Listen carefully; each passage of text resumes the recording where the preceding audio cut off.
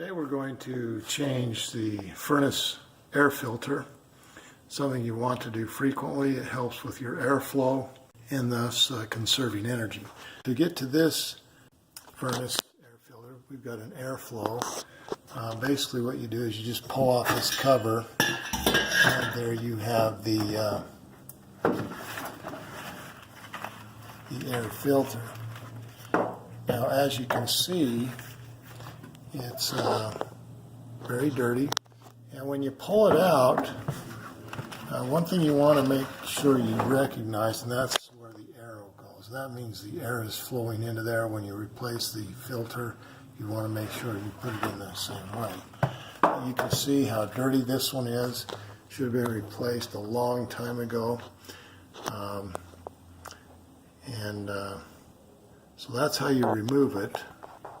You'll then want to go to a home improvement center and pick up a new one, or get 2 or 3 of them so you don't have to go back to the store so often.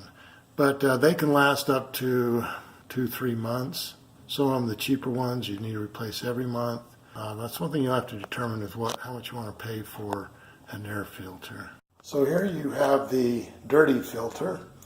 It's a 16 by 25 by 1. You just go to your local home improvement center and pick up a filter. They can range from as low as $2-3 up to $20.